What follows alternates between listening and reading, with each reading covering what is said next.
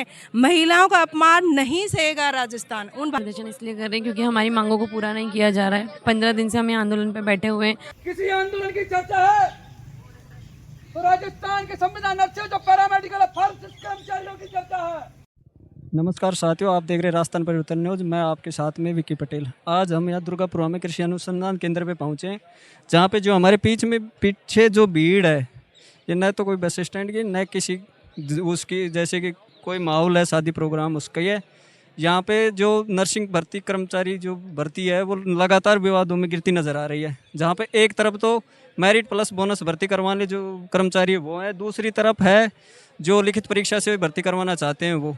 ये दोनों पक्ष एक दूसरे पे अभी कुछ दिन पहले आपस में आरोप भी लगाया गया था कि जो मेरिट प्लस बोनस भर्ती करवाने वाले जो कर्मचारी हैं उन्होंने जो दूसरे पक्ष उस पर उसके साथ मारपीट की है। तो आज हम इनसे जानने आए हैं कि आखिर ये मामला क्या है और जो ये लगातार धरना प्रदर्शन कर रहे हैं उसमें कितनी क्या पूछना चाहते हैं। नमस्कार। नमस्कार सर। आपका नाम क्या है? मेरा नाम है मोहित शर्मा। मोहित शर्मा जी, तो हमें ये बताइए आप कितने दिनों से यहाँ पे धरना प्रदर्शन कर रहे हैं? यहाँ पर पिछले 15 दिनों से यहाँ पर बैठे हुए हैं, बाबा के बंगले पर बैठे हुए हैं। हमने 2 साल से भी जयपुर पर बाबा के बंगले तक एक डीजे के साथ बड़े धूमधाम से बाबा के यहाँ पे यात्रा लेके आए थे। हमको बाबा ने सकारात्मक आश्वासन मिला। हमारी चिकित्सा मंत्री जी से एक बार मुलाकात हो चुकी है, जो कि अभी तक किसी ने नहीं करवाई, मेरे बाबा ने करवाई थी। तो हम बाबा के पास यही उम्मीद से आए हैं कि हमारी दोबारा चिकित्सा मंत्री जी से वार्ता करवाया जाए और हमारी भर्ती है, नर्सिंग मेरिट भर्ती है, 10, 20, 30 से भर्ती का विज्ञापन जल्द से जल्द जारी की जाए। इस भर्ती का मुख्य विवादों का कारण क्या है? तो हमें इसमें विवादों का मुख्य कारण है 1965 के नियम।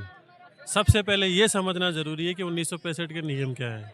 1965 के नियम वो है जिसमें सभी का समावेश है। कोई एग्जाम दे के लगता है संविदा पे, कोई डायरेक्ट रिक्रूटमेंट होता है, कोई 108 पे लगता है, अपनी अल्प वेतन में अपनी सेवाएं देता है। सरकार उन सबको परमानेंट करती है अपनी योग्यता और बोनस के आधार पे। सरकार हमेशा ऐसा करती आई है, इसीलिए लोग कम पैसों में लग रहे हैं ताकि उनका भविष्य उज्जवल हो सके। लेकिन अभी जो सरकार में कुछ लोग ऐसे हैं जो इन नियमों को चेंज करने की कोशिश कर रहे हैं, उसके लिए फाइल चला रहे हैं। नियमों में बदलाव अगर होता है तो संविदा कर्मचारियों की पीड़ा कौन सुनेगा? वो परमानेंट कैसे होंगे? उनका भविष्य का क्या होगा? जो एग्ज़ाम दे के पहले लगा है वो दोबारा एग्ज़ाम क्यों देगा? अल्प वेतन में वो अपनी सेवाएं दे रहा है, तो सरकार अपने मैनिफेस्टो में भी लाती है कि सभी संविदा कर्मचारियों को हम परमानेंट करेंगे। लेकिन क्या वो करती है ऐसा? केवल संकल्प पत्र में ऐसा लिखने से ये पॉसिबल नहीं होता। सरकार को धरातल पे उतर के काम करना पड़ेगा। जब हम इतने अल्प वेतन में इतने काम कर सकते हैं तो सरकार हमारे बारे में सोचे, पहले हमें परमानेंट करे, फिर उसके बाद में कोई नियम चेंज करती है या कोई बदलाव चाहती है तो वो बदलाव करे। लेकिन जो अल्प वेतन में सालों के अपनी ज़िंदगी, मेहनत, अनुभव सब सरकार को दिया है उन्होंने अल्प वेतन में, फिर भी उन लोगों के साथ सरकार अगर नहीं खड़ी होती है तो ये सभी संविदा कर्मियों के लिए एक बहुत बड़ा कुठाराघात है। वो तो एक मरे हुए समान है पहले से ही। तो सरकार से यही विनती है, जिस प्रकार पहले भर्तियां होती आई है वही भर्ती का पैटर्न रखें और उस सभी संविदा कर्मचारियों को परमानेंट करें। तो हाँ जी, आपका नाम क्या है साहब? नाम विशाल शर्मा। तो आप ये बताएं आपकी प्रमुख जो मांग है वो क्या है राजस्थान सरकार? मांग जैसा कि हमारा टी शर्ट पर छपी हुई है, मेरिट बोनस से जिस तरीके से 2013, 18, 23 में हमारी भर्ती होती आई है उसी तरीके से आगामी भर्ती हमारी करवाई जाए। यही मांग अब पिछले 2 साल से लगातार जारी है और यही मांग आगे रहेगी। हमारी सरकार से हमारा निवेदन है कि ये जिस तरीके से पहले भर्ती हुई है उसी तरीके से हमारी भर्ती करवाई जाए। तो दूसरे जैसे जो दूसरा जो लिखित परीक्षा जो वो कर्मचारी है वो लिखित परीक्षा से भर्ती करवाना चाहते हैं, उनका आरोप है कि उन्होंने कि कुछ दिन पहले उन्होंने जो आपके जो मेरिट प्लस बोनस करवाने वाले जो कर्मचारी उन्होंने उनके साथ मारपीट की है, उस पर क्या सत्यता है? हमें थोड़ा ही बताइए। उसकी सत्यता यही है कि उसी से हम वहाँ पे जो अपने CMR की जो घटना बता रहे थे उसमें उनके द्वारा जो अपनी साथी बहनें हैं उनके लिए कुछ टीका टिप्पणी कही गई थी। आप भी समझते हो कि कहीं अपनी भी माँ बहन होती है, अगर कोई भी टीका टिप्पणी करती है तो उसके लिए बात बहुत गहरी पहुँच जाती है। फिर भी हमने हमारी बहनों को और अपने साथियों को समझा है, उसके बाद भी उन लोगों ने हमारे खिलाफ जो कार्रवाई की हुई है। सत्यता मैं बताता हूँ। देखो, इनकी मारपीट करना और एक उकसाना, भड़काऊ चीज़ें करना और सामने वालों को बेइज्जती करना, ये बड़ी चीज़ होती है। सबूत देख लो आप खुद मीडिया कर्मी हो, मीडिया कर्मी के माध्यम से बता रहा हूँ।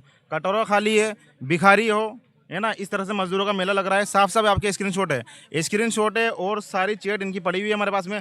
अब जब से ये मैटर हुआ है तब से ये शांत बैठे हैं। इसके पहले इतने ज़बरदस्त तरीके से उकसा रहे थे कि कटोरे में भीख मांग लो, ये कोई तमीज़ है क्या? वो भी नर्सिंग कैडर से, हम भी नर्सिंग कैडर से, ठीक है। वो लिखित से मांग कर रहे हैं, हमारी मांग मेरिट बोनस से है, क्योंकि हम जो है संविदा नर्सिंग कर्मचारी है।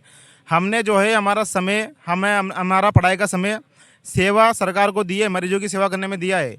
तो हमारी मांग ये है कि जो हमारी नर्सिंग वैकेंसियाँ है मेरिट और बोनस अंक 10-20 के आधार पर निकाले। और लिखित की जो मांग कर रहे हैं उनके लिए मेरा जवाब ये है कि आपका लिखित से मांग कर रहे हो तो आप पहले मुझे जवाब दो कि आपका सिलेक्शन हुआ नहीं हुआ एनएचएम परीक्षाओं में, राज्य में परीक्षाओं में। सर मैं आपको बताना चाहूँगा कि राजस्थान में इतनी सारी वैकेंसियाँ लिखित से हो रही है। एनएचएम नेशनल हेल्थ मिशन की वैकेंसी होती है नर्सिंग स्टाफ की, उसमें तो इनका सिलेक्शन नहीं हो रहा। राज्य में इसकी वैकेंसी हो रही है, सीएचओ की वैकेंसी हो रही है, एम्स की सेंट्रल लेवल की वैकेंसियाँ है। इतनी सारी वैकेंसियाँ यहाँ पर आपकी लिखित की वैकेंसी हो रही है। हमारी मांग क्या है? हम जो संविदा कर्मचारी है, अल्प वेतन में काम करते हैं, 1965 के नियम में किसी भी तरह से जो है हम बदलाव नहीं होने देंगे। और दूसरी सबसे बड़ी बात यह है, अगर इन्होंने दोबारा से हमारा अपमान किया, दोबारा से अगर हमें गलत बोला, तो अभी जो मारपीट हुई है, जो हमारे जो है साथी सचिवालय गए थे वहाँ पर ज्ञापन देने जन सुनवाई में, उनके साथ में इन्होंने बदतमीजी की। आप अगर मीडिया कर्मी हो, मैं आपको अगर सामने से ये बोल दूँ कि और भिखारी कहा जा रहा है, कटोरा लेके तुझे क्या मिलेगा, आप मेरे को ऊपर भड़कोगे नहीं भड़कोगे? उकसाने वाले बयान है ये, छेड़छाड़ करिए हमारे साथियों के साथ में। सामने वाला क्या करेगा? आपके परिवार को कोई गाली गलौज करेगा तो फिर और क्या करेगा? इस तरह से चीज़ें हैं। हमारी मांग कोई गलत नहीं है। हमारी मांग यही है कि नर्सिंग वैकेंसी जो हमारी परमानेंट वैकेंसी आती है वो मेरिट और बोनस अंक 10-20 के आधार पर सरकार निकाले, हमें परमानेंट करे। हमने हमारा समय, हमारा पढ़ाई, सब कुछ जो है सरकार को दे दिया है। अल्प वेतन में क्या होता है, कितनी बंधुआ मजदूरी होती है, 6,000 7,000 में क्या करेंगे हम? क्या किसको समय देंगे हम? क्या चीज़ें होगी है? तो ये चीज़ें होती है। तो हम आगे से जैसे मैं मैडम जी से पूछा, तो मैम आप ये एक बात बताएं, जो दूसरा जो पक्ष है वो आरोप लगा रहा है कि 2023 के अंदर जो भर्ती परीक्षा हुई थी, तो उसके बाद में 2 या 3 साल से जो संविदा कार्य कर रहे हैं वो 2-3 साल में कर रहे हैं, 2-3 साल वाले कर रहे हैं। तो इस पे क्या कहना? एक्चुअली क्या, हर भर्ती की मेरिट अलग अलग जाती है। हमारे साथ में कुछ ऐसे कैंडिडेट हैं जिनको 7-7 8-8 साल हो गए, उनकी एज ओवर एज में होने के वो आ रहे हैं। तो भाई इस बार उम्मीद है ना कि इस बार अगर भर्ती ज़्यादा की निकलती है तो ये लोग परमानेंट हो जाएंगे। जी, उनका एक आरोप ये भी है कि जो नर्सिंग कर्मचारी जो ठेके पे लगाते हैं, 2 से 3 लाख दे के लग जाते हैं, तो उस पर आपकी क्या राय है कि जो ठेकेदार नर्सिंग कर्मचारी जो ठेकेदार होते हैं वो किस प्रकार से आपको वो करवाते? एक्चुअली वो ये आरोप गलत लगा रहे हैं, क्योंकि जो ठेका छूटता है वो भी आपको पता है सरकार के थ्रू छूटता होगा। बगैर सरकार के थ्रू तो मैं ठेका नहीं ले सकती, आप नहीं ले सकते हो, सरकार के थ्रू ठेका छूट रहा है। तो हमें तो ये मांगे, ये नहीं लग रहा है कि ऐसा कुछ होता होगा। वो लोग बोल रहे हैं उनके, एक्चुअली क्या उसमें जो मांग कर रहे हैं वो लिखित वाले वो हैं कौन लोग, हमें तो अब तक ये समझ में नहीं आया। क्योंकि अभी एनएचएम की भर्ती निकली थी, सीएचओ के निकले थे पेपर, उन्होंने क्यों नहीं दिए? अगर देते तो उनका सिलेक्शन होता। इसके अंदर हमारे साथ में आधे से ज़्यादा लोग हैं जो एनएचएम का पेपर फाइट करके बैठे हैं यहाँ पर, तो पेपर तो दे के आए हैं ना ऑलरेडी। बस जी बताइए। तो मैम ये बताइए, अभी तक आपको चिकित्सा मंत्री जी से क्या आश्वासन मिला? चिकित्सा मंत्री जी बोल रहे हैं, जैसे डॉक्टर किरोड़ीलाल मीना जी के थ्रू हम उनसे वार्तालाप हमारी हुई थी, तो उन्होंने टाइम दिया था हमें कि 10-5 दिन का जो भी है टाइम, उसके बाद में हमसे वापस वार्तालाप करेंगे। तो आज हमको ये उम्मीद है उनसे, और पूर्ण उम्मीद ही नहीं पूर्ण विश्वास भी है कि आज वो हमारी बात को सुनेंगे।